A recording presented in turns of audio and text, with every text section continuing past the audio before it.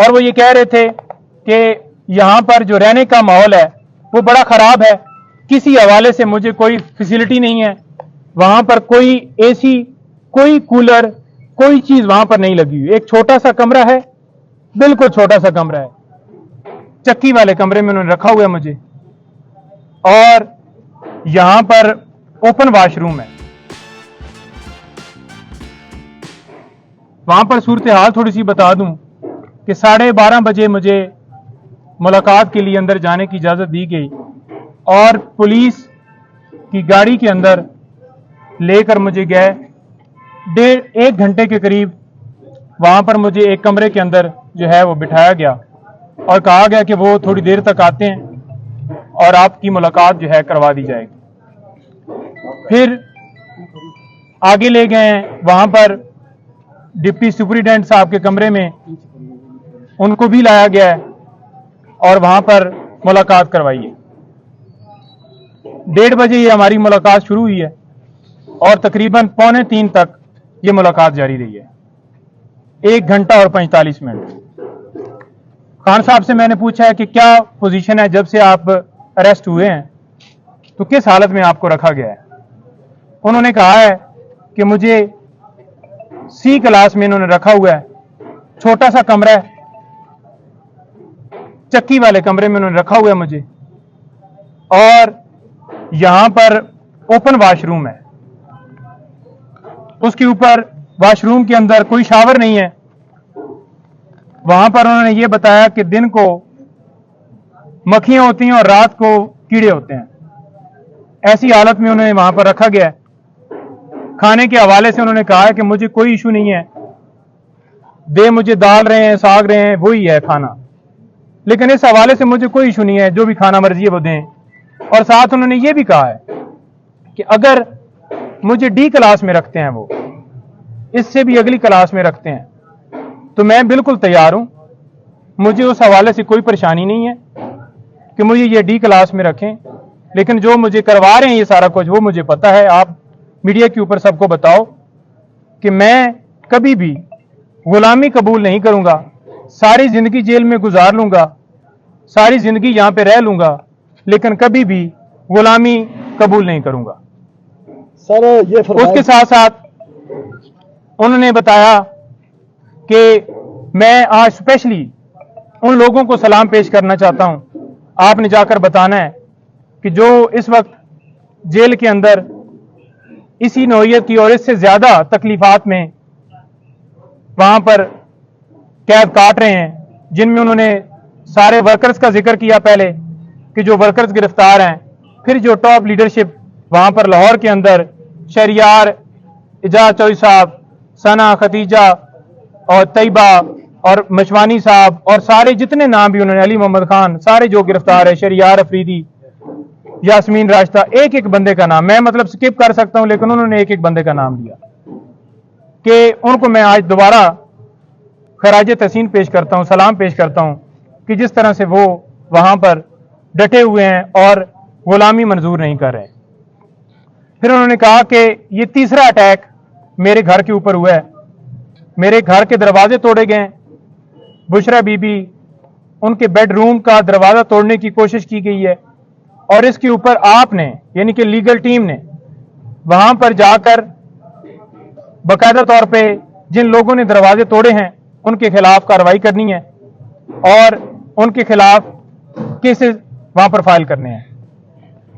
फिर उन्होंने बताया कि मेरे जो गार्ड्स हैं उनको भी गिरफ्तार कर लिया और साथ मेरे जो पर्सनल सेक्रेटरीज वगैरह थे, अली खान, अवैस, अली नियाजी, और उनको भी गिरफ्तार कर लिया।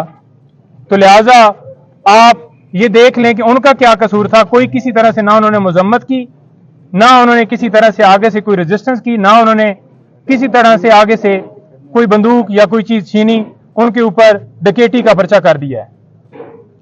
फिर उन्होंने कहा है कि जो पीटीआई की कोर कमेटी है वो फैसला करेगी, जो भी हमारा लाए अमल होगा। कोर कमेटी को सारा इख्तियार मैं दे के आया हूं, कोर कमेटी सारा फैसला करेगी और मेरी मुशावरत से करेगी, कोई एक बंदा डिसीजन नहीं लेगा, कोर कमेटी सारे फैसले पीटीआई के हवाले से करेगी। फिर उन्होंने ये कहा कि जो मुझे यहां से अगवा किया गया है। ये 9 मई की तरह दोबारा अगवा था। जिस तरह से 1 बजे पुलिस फौरन पंजाब की वहां पहुंची है, ना उनके पास कोई मुझे वारंट दिखाया गया है, हालांकि मैं खुद कह रहा हूं कि मैं चलने के लिए तैयार हूं, और जबरदस्ती मुझे दबोच के कपड़ा डाल के वो गाड़ी के अंदर उन्होंने जाके मुझे बिठाया है।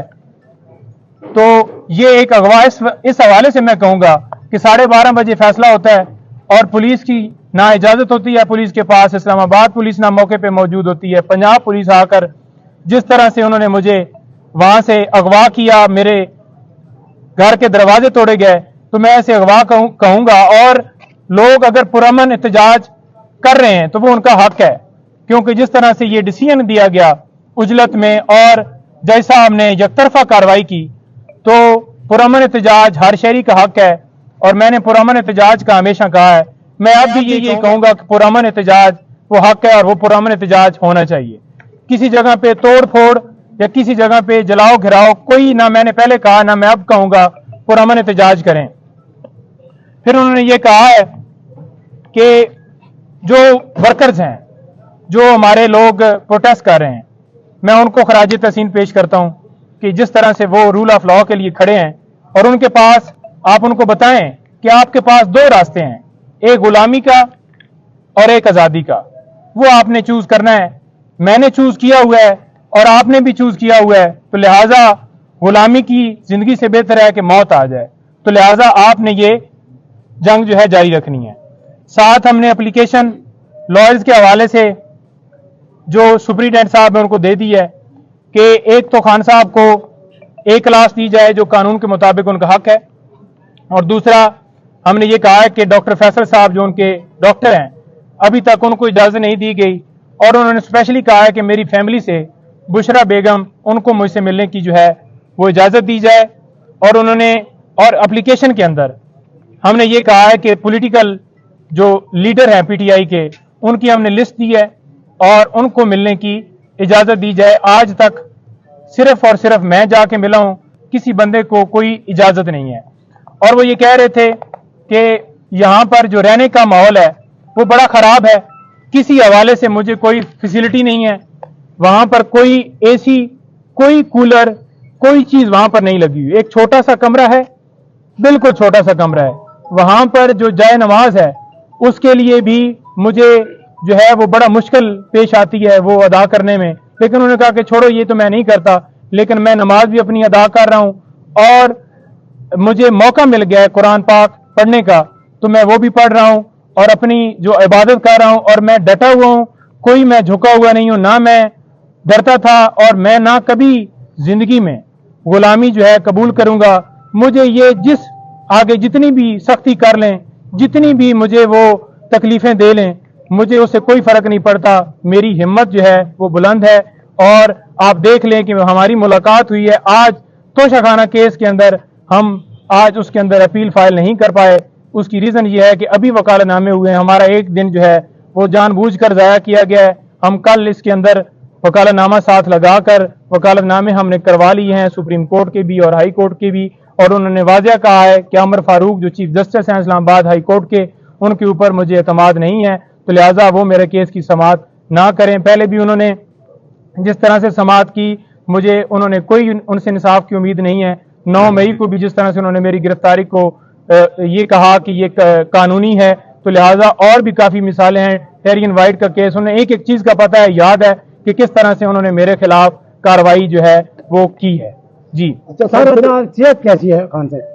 देखें, जब खान साहब आए हैं उन्होंने ट्राउजर और जो है शर्ट पहनी हुई थी और जॉगर बूट, वो बिल्कुल फ्रेश हालत में आए हैं, बिल्कुल वो आए हैं, उन्होंने आके मुलाकात उनसे हुई है। जब मेरे पास आए हैं तो उस वक्त मेरे से जो मुलाकात हुई है कमरे में हुई है, मुझे उस कमरे के अंदर जानबूझकर शायद नहीं ले जाया गया कि हकीकत का पता ना चल जाए, कि ये खुद जाकर देख ना ले कि क्या पोजीशन है। लेकिन खान साहब ने जो वहां पर डिप्टी सुप्रीटेंडेंट थे उनकी मौजूदगी में ये कहा कि मुझे वाशरूम, ओपन वाशरूम है, वहां पर कोई खिड़की नहीं है, कोई दरवाजा नहीं है, कोई वॉल नहीं है, ओपन मुझे वाशरूम जो है जानबूझ के सिर्फ और सिर्फ मुझे अजियत देने के लिए ये सारा किया जा रहा है। और रात को उन्होंने कहा है कि बारिश हुई है, तो बारिश का जो पानी है वो सारा कमरे के अंदर आ गया है। लेकिन उन्होंने कहा है कि मुझे इस चीज़ से फ़र्क नहीं पड़ता, मज़ीद और तकलीफ दे दें, मैं सारी ज़िंदगी जो है गुजारने के लिए तैयार हूँ, लेकिन मैं कभी झुकूंगा नहीं, मैं कभी गुलामी नहीं करूँगा, और कौम भी इसी तरह से कभी गुलामी नहीं करेगी।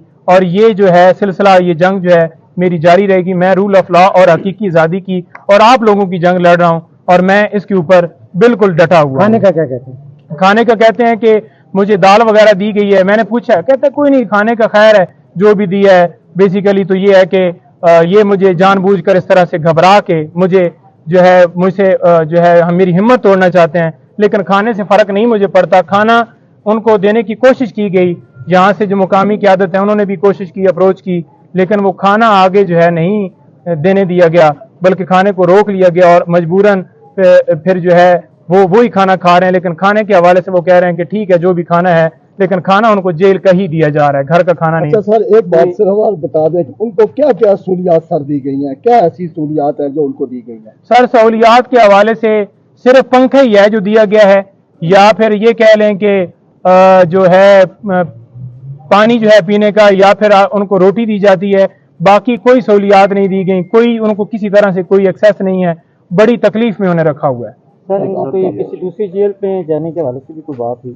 देखिए, दूसरी जेल में जाने का उन्होंने कहा है कि पहले इनका प्रोग्राम था मुझे उधर ले जाने का, लेकिन ये जानबूझकर मुझे इस जेल में लेके आए हैं, क्योंकि यहाँ पर बी क्लास और ए क्लास नहीं है। तो लिहाजा उन्होंने कहा कि कोई नहीं है, डी क्लास बना दें। मैं बिल्कुल तैयार। देखिए, कानूनी तौर पर तो उन्हें जो है वो अडयाला जेल में लेके जाना चाहिए था, और कानूनी तौर पर उन्हें बी ए क्लास देनी चाहिए थी, लेकिन वो उनको नहीं दी गई। सी क्लास के अंदर बड़ी अजीतों में रखा हुआ है, बड़ी तकलीफ में उन्होंने रखा हुआ है। लेकिन वो बिल्कुल, उनका मोराल जो है वो हंस रहे थे कि कोई बात नहीं है। मैं गिरफ्तारियों के हवाले से बताया, वो कह रहे थे कि देखो किस हद तक ये चले गए हैं। मैंने उन्हें बताया कि इस तरह से वर्कर्स को पकड़ा है। मैंने उन्हें बताया कि पीटीआई कल जीत गई है वहां से, पेशावर से, तो वो बड़ा उसके ऊपर खुश हो रहे थे कि देखें यहाँ से ये हारी हुई थी, और आज देख लें कि जो कौम है उन्होंने अपना फैसला सुना दिया है कि वो इस वक्त किस तरफ है। जमानत हो जाएगी या नहीं? देखिए, परसों तक जो जमानत है खान साहब की, हमने उनको बताया है कि जमानत आपकी इंशाल्लाह हम कर रहे हैं। आज इन्होंने जानबूझ के डिले किया है। जिस वक्त पटिशन के ऊपर समाअत होगी, आपको इस केस के अंदर बिल्कुल जो है रिलीज कर दिया जाएगा। उन्हें अखबारात या टीवी कोई सहूलत नहीं। उन्होंने, मैंने पूछा है, मैंने कहा आपके पास कोई टीवी, कोई ऐसा बंदा जो आपको दिखाता? उसने कहा मुझे तो उस टाइम से बिल्कुल एक अंधेरे कमरे में रखा हुआ है, कोई मेरे ऊपर कोई, उन्होंने ना कोई वहां पर टीवी की सहूलत मौजूद है, ना कोई अखबार दिया जा रहा है, ना कोई और ऐसी फैसिलिटी, या कोई किसी से मेरा राब्ता करवाया जा रहा है जैसे मैं कोई मुल्क का बहुत बड़ा दहशतगर्द हूं, और मैंने अपने मुल्क के खिलाफ कोई जो है वो ऐसी चीज की है जो मुझे इस तरह से मुझे यहाँ पर ट्रीट किया जा रहा है।